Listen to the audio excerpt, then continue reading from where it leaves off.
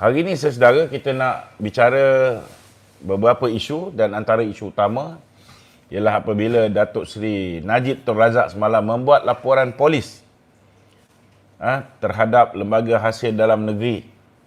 Ramai bertanya dengan saya, minta saya ulas. Saya nak beritahu benda ni saya dah ulas bertahun lamanya. 3 tahun saya dah menceritakan bagaimana kita lihat bagaimana lembaga hasil dalam negeri telah dijadikan alat oleh Pakatan Harapan untuk mengerjakan orang UMNO. Hampir semua pemimpin-pemimpin UMNO kena dikerjakan oleh lembaga hasil dalam negeri, dikejar, dihambat, diugut, sehingga mereka ada yang telah lebih cenderung kepada Tun Dr. Mahathir ataupun menjadi barua kepada Tun Dr. Mahathir, dan ada juga yang mengambil keputusan untuk mengendurkan dia punya fight against Pakatan Harapan, dan ramai yang menjadi mangsa didakwa di mahkamah dan sebagainya. Antara yang teruk didakwa ialah keluarga Datuk Seri Najib Tun Razak. Datuk Seri Najib bukan hanya sudah dituduh mencuri duit 1MDB, malah beliau didakwa di mahkamah di bawah AMLA ataupun di bawah Anti Money Laundering Act, di bawah Penal Code. Tetapi dalam masa yang sama, wang derma yang beliau terima yang dikatakan datangnya daripada duit 1MDB ini turut dikenakan cukai. Cukai ini pula yang peliknya bukan hanya bila duit itu masuk beliau dicukai, bila beliau membelanjakan duit itu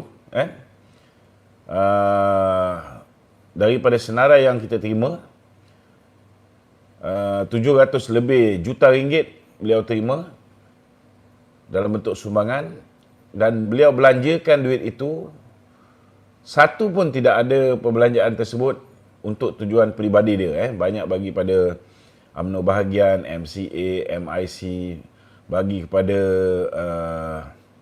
banyak pihak, termasuklah masjid-masjid, orang asli dan sebagainya. Dan mereka juga cuba untuk melucutkan hak derma yang Datuk Seri Najib berikan kepada pihak-pihak tersebut. Inilah apa yang berlaku, tuan-tuan. Dan apabila duit itu selepas pilihan raya 2013 dipulangkan oleh Datuk Seri Najib, saudara, pada ketika itu juga kita melihat bagaimana pada ketika itu mereka juga mengenakan cukai terhadap duit yang dipulangkan. Ini memang gila lah. Dan on top of that, selain daripada itu juga, mereka juga mengenakan denda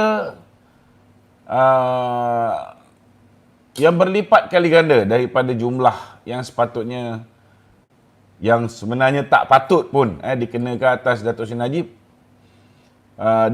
ditambah dengan denda tambahan. Jadi semua ni berlaku, saudara, sebenarnya atas arahan daripada pemimpin Pakatan Harapan. Kalau nak tahu yang lebih lanjut ni, kena siasatlah Menteri Keuangan pada ketika itu, kena siasatlah Sabin, iaitu CEO Lembaga Hasil Dalam Negeri, supaya kita boleh tahu adakah apa yang berlaku itu ialah inisiatif Sabin itu sendiri, seperti mana yang kita tahu dia nak meyakinkan Tun Dr. Mahathir untuk mengekalkan beliau sebagai CEO, kemudian nak meyakinkan Muhyiddin Yassin, atau ianya adalah atas tekanan dan desakan daripada pemimpin-pemimpin politik. Sama ada Menteri Kewangan pada ketika itu, Menteri Kewangan selepas itu, Perdana Menteri ketika itu, Perdana Menteri selepas Mahathir, itu semua hanya akan terjawab bila mana laporan ataupun siasatan dilakukan secara terperinci yang akhirnya akan membolehkan kita tahu perkara sebenar.